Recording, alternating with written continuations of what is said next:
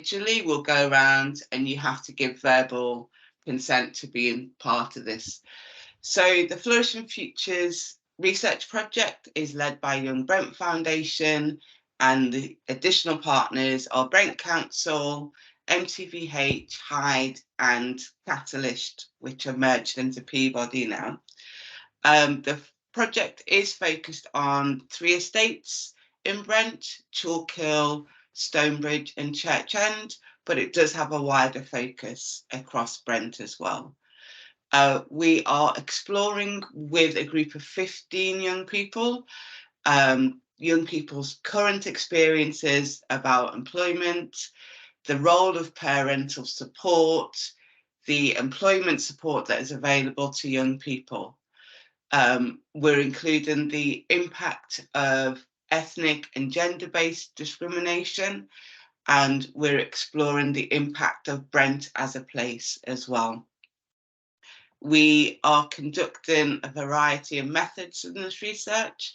So our peer researchers have carried out interviews with other young people. We have an online survey that will remain open until July, that young people are completing who are in schools.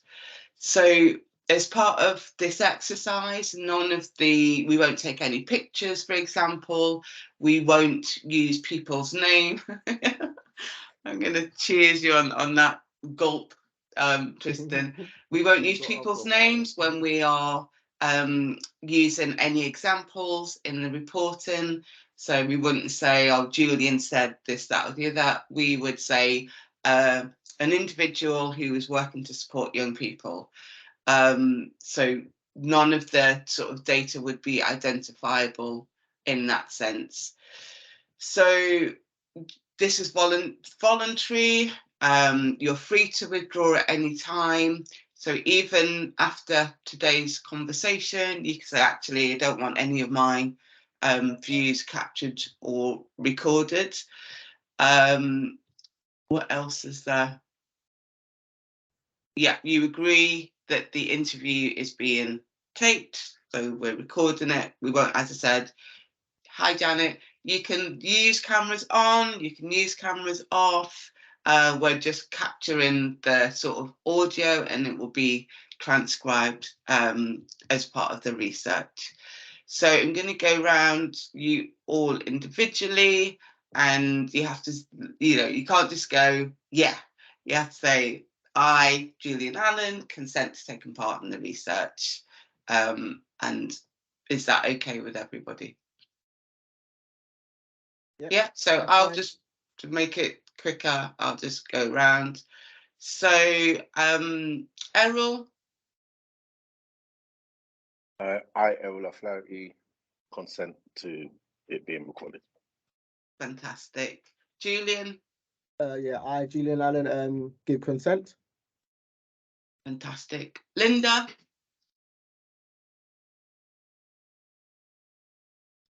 Sorry, I, Linda Mangwali, consent to the recording. Fantastic. Tristan? I, Tristan Fontaggio, give my consent. Fantastic. And Janet and Tiffany, I think. Hi, I, Janet Leclerc, give my consent for the recording. Fantastic. You'll notice that we've got 2 young people. Mohammed, do you want to say hi and just explain your role in Flourishing Futures? Hi guys, my name is Mohammed, and I'm just one of the young researchers and who are taking part with this project. I've been in contact with Maxine since September now. No, not September. Even from before. And a while ago. Yeah. Yeah, a while ago. Yeah. Thanks, Mohammed. And Nicola, say hi. Hi, I'm Nicola. I'm currently a peer researcher for Young Brent Foundation, looking to obviously various unemployment for us young people, and I am the one. It's kind of my job to be conducting like the interviews and all that stuff into like why us young people have such high unemployment rates, Brent. Fantastic. Well done, everybody. So yeah, I'm gonna, like I said, the idea is to keep this to 30 to 40 minutes maximum, and I'm going to be just asking 2 questions. Just feel free to jump in, or you can raise your hand and I'll bring you in. So the first question is, who are the people best placed to talk to young people about careers, aspirations and employment?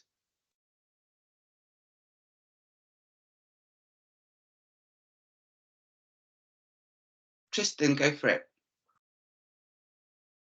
I think whoever their influences are, different people, different demographics have different influences. You know, mine was my parents.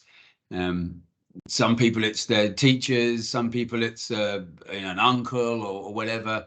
But I think whoever their main influences are probably the best people to speak to them, because they're going to listen to them. That's why they're their influencer. But then that brings around another topic, doesn't it, of, you know, how do we find out who people's influences are and get everybody involved? But absolutely. And also, you know, if you're recently settled into Brent, from Syria, you've got a young person who is going into sort of year 10 and 11 and trying to make decisions. How are you going to be, how would that parent be able to provide support to their young people? Anyone else? Any thoughts?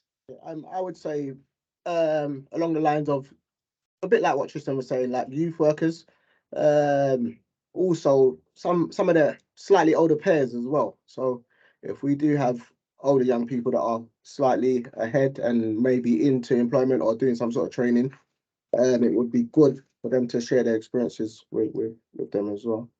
That's a great idea. I really like that. Janet?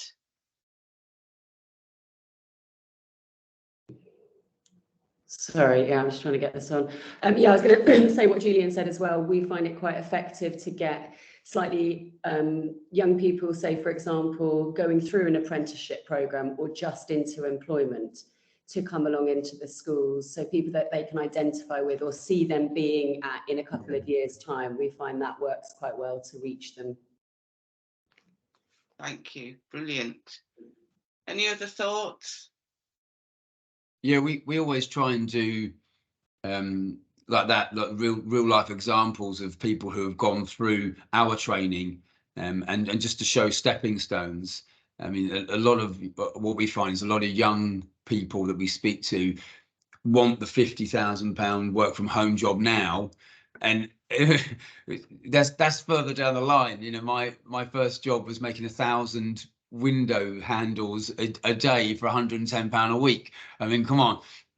We don't just start with the jobs we've got now. But I don't think, one of my beef with the education system is that the education system fails so many people because we leave school knowing how to speak a bit of German, a bit of French, and how to make a bird box.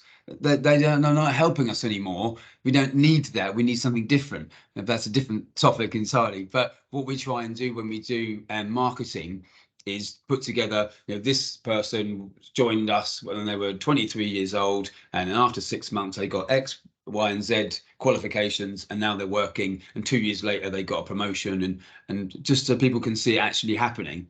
Yeah. And they can identify with that and say, actually, that could be me.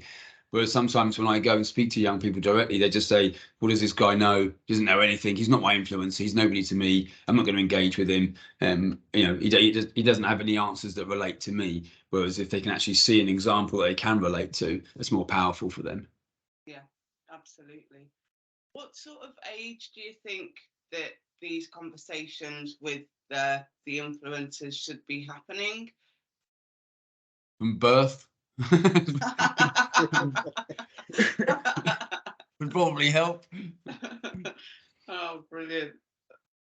Yeah, so just that ongoing conversations and exposure to the world of aspirations and work. because you could get a child who's, you know, an 11-year-old, and they maybe they're in the care program, or you know, don't have that many influences or family members around them, but they go along and have football coaching, and their football coach becomes their influencer, and then it's that person's responsibility to start having conversations with them about dreams. A lot of young people, that's my biggest hate, is that when I speak to young people without hope, Yeah. it's almost like they're suffering. I have a million dreams. My partner's an auditor, and it's her job is to stop me dreaming, because I dream so much that she tries to bring me back down to earth and say, this can't happen, Tristan, but I just have all these dreams. And I just want young people to have dreams and to realize that they can aspire to them and they can live those dreams out. But if you've got, there are people, it's a bit like safeguarding, you know, when there's various key points in safeguarding over the years, Baby P and others, where they kind of go, oh, 32 different people had contact with that person, but they still perished. You know, 32 people have been negligible, haven't they?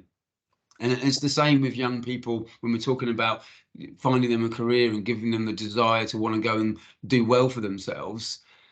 There's so many people around, like a football coach, or a guy somebody who works in a shop, and that kid goes in the shop every day after school. And it's just, there's so many people that have contact with young people that collectively there's a responsibility to highlight the importance of having a goal, having a plan, having an aspiration, doing well at school, having a plan B, all these things. But it's almost apparent that these conversations go unspoken of when there are so many people that deal with those children, teachers, youth workers. Someone mentioned youth workers before. Anyone who's of an influence to them should be having that conversation from as early as possible.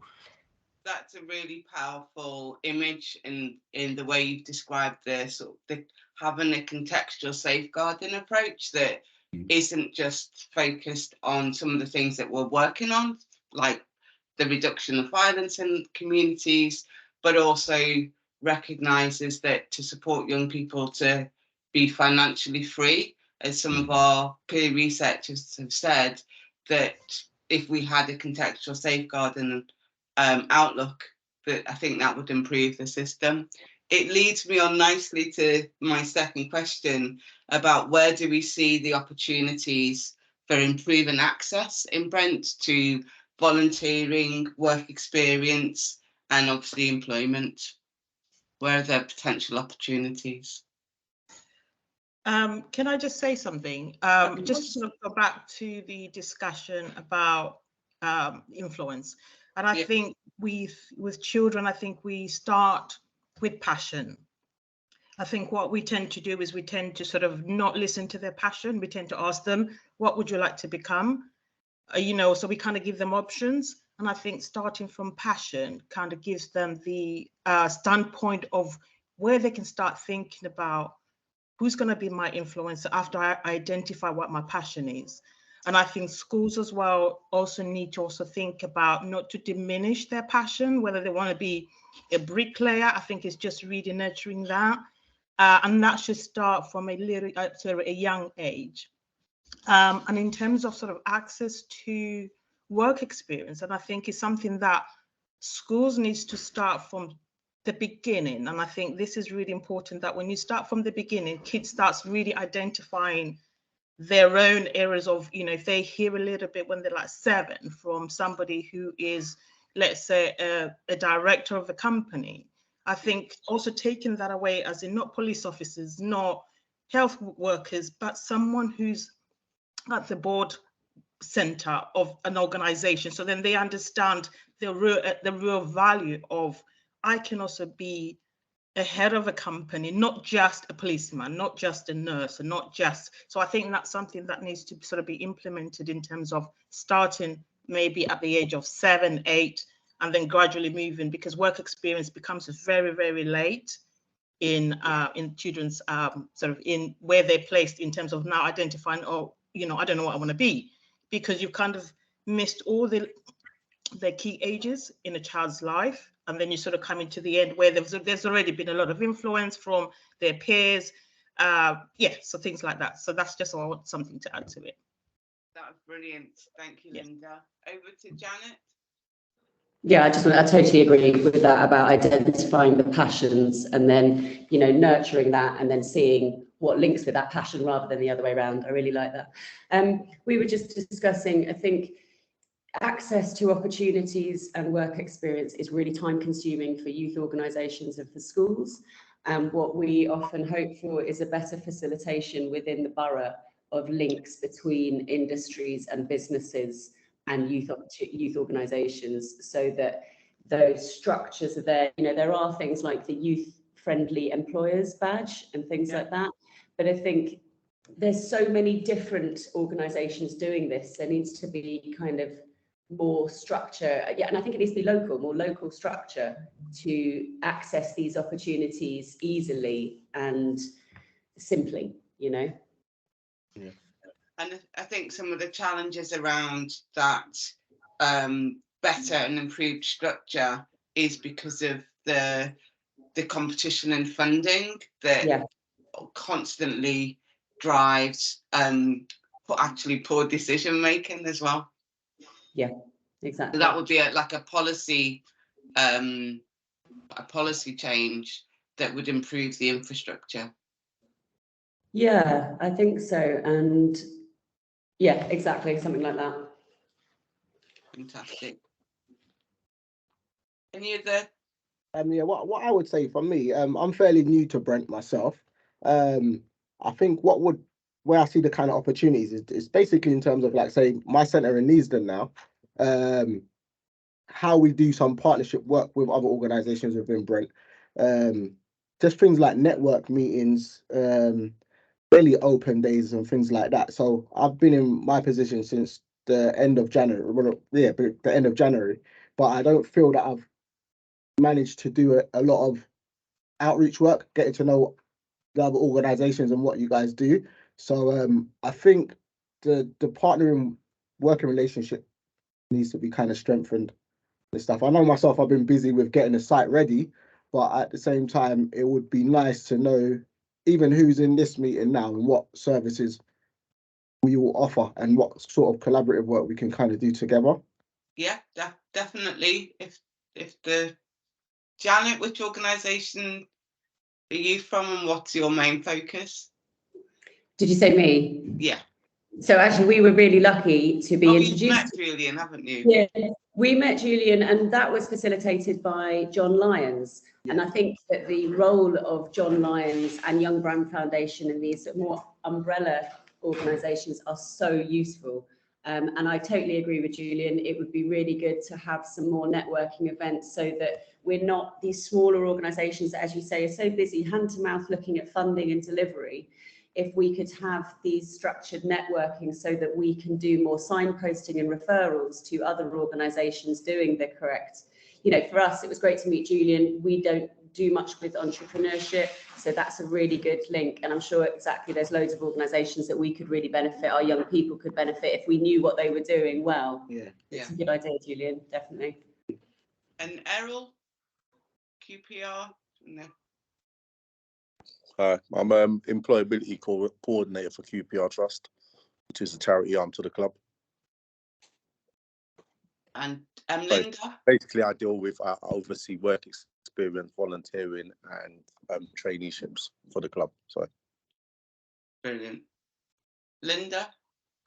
Yes, so I think similar to Julian, we do entrepreneurship, but we teach 7 to 18 plus schools and community organizations. Tristan? So I work for the Shore Trust, and we help people who are over 18 with no age limit, upper age limit, get back into work. So we support people with overcoming the barriers and retraining to go into different sectors. And as a measure of our success, we actually get 2 out of every 3 people who come to us back into work. So we only let 1 person in every 3 down, but in terms of getting a job. But they still might get a whole load of support from us, but they just don't get the job at the end of it. But go on, Julian. Yeah, no, I was just going to speak a little bit about what we do. So basically, what it is, I work for a company called Launch It. We've opened up our business centre in Neasden, This is the first co-working space that we've got. So we've got 18 hot desks where young people between the age of 18 to 30 can rent on a daily ad hoc basis or on a monthly basis. We also have 12 studios, offices that are available for rent. If you fit in the age group between 18 to 30, you get a subsidized rent for your first 6 months at 50%. And then your second 6 months you pay 70%. And then your final year you pay the full price. But basically we have like a 2-year cycle where my job is to help your company grow and then basically help you move on to a commercial premises after the 2 years. But as it stands now, we're currently looking for young people to fill the current spaces.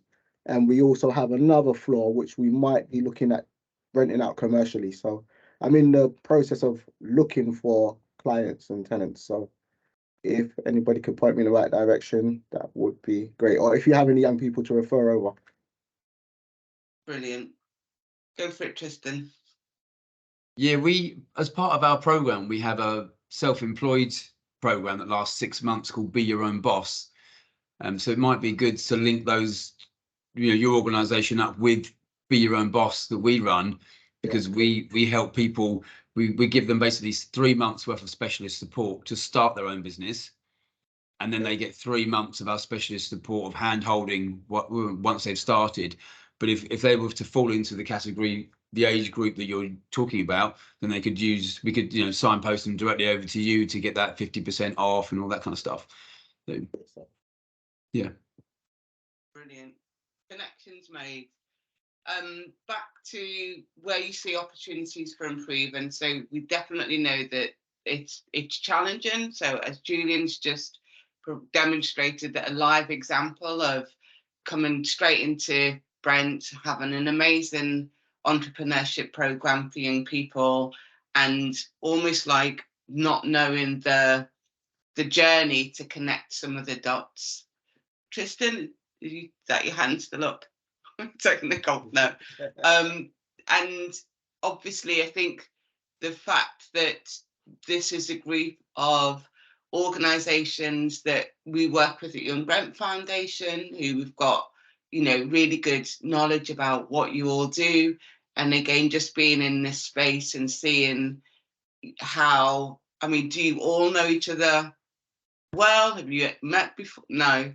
So that again, that just speaks to what Janet was saying about there isn't a strong network around this, where just knowing what each of you could do would help to improve the system. So I think that's one of the opportunities we can take away from even just this conversation, and even the conversation that we had with parents as well.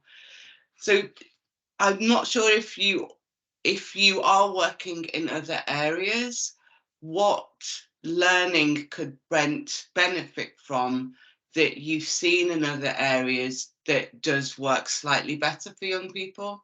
Does anyone have any examples?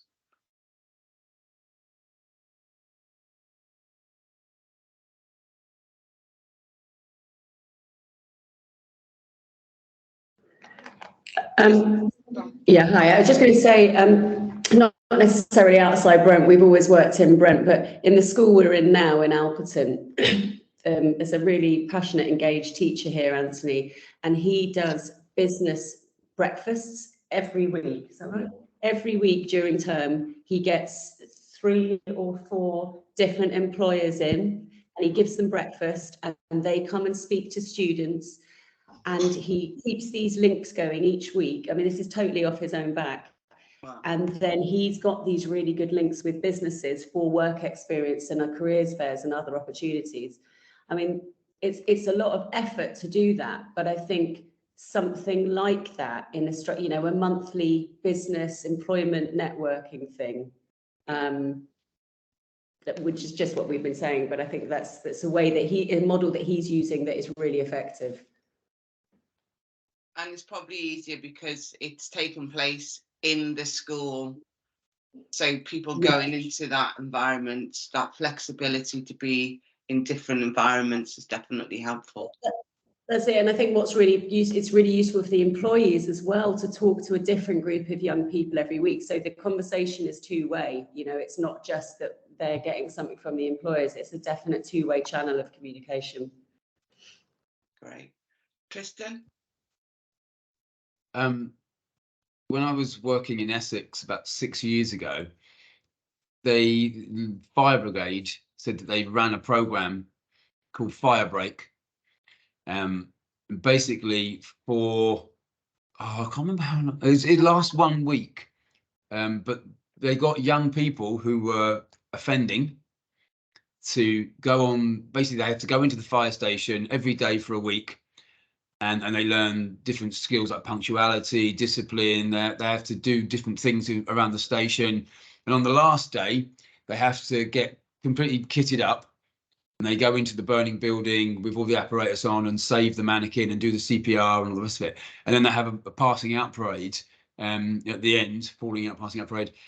But the success rate is that 100% of young people that went on it didn't reoffend. Because they learned that they could actually achieve something. They do have something to offer. And that's what the fire brigade was saying in all the youth work that they've done in Essex, that these young people, and again, goes back to what I was saying about not having hope, but they didn't actually believe they had anything to offer.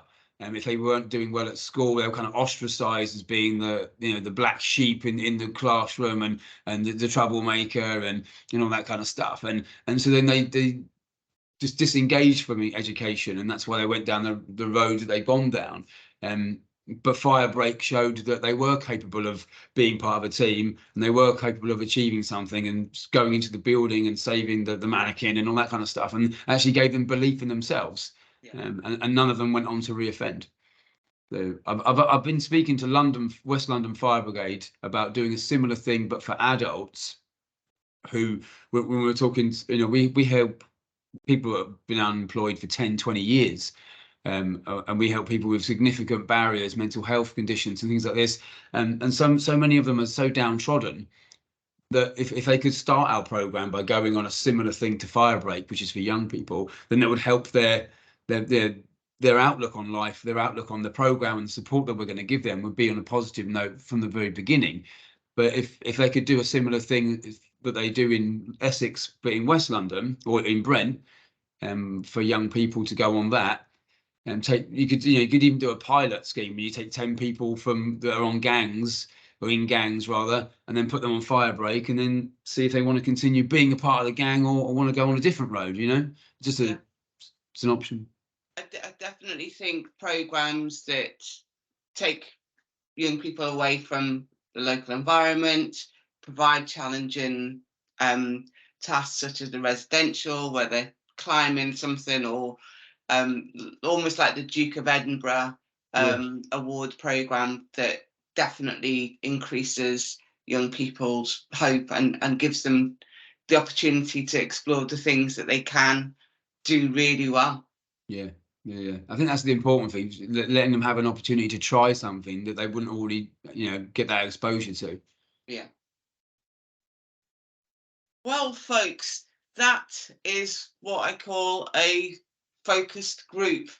I just want to thank you for your time this morning, for imparting your knowledge and your wisdom.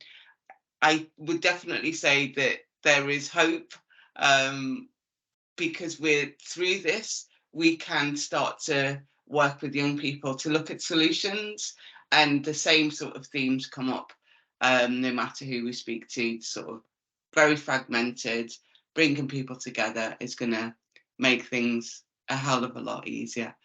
Do feel free to connect with one another. But like I said, once we've collated all of this amazing information, we'll probably have an event where we bring everyone together and share the insights. I don't think there's going to be massive surprises, but hopefully that some of the ideas that young people come up with and present will offer a real opportunity to do something a bit different. So yeah, thank you so much. Thanks a lot, Maxine. Bye, everyone. Thank you. Take care. Take care, everyone. Thank you. Bye.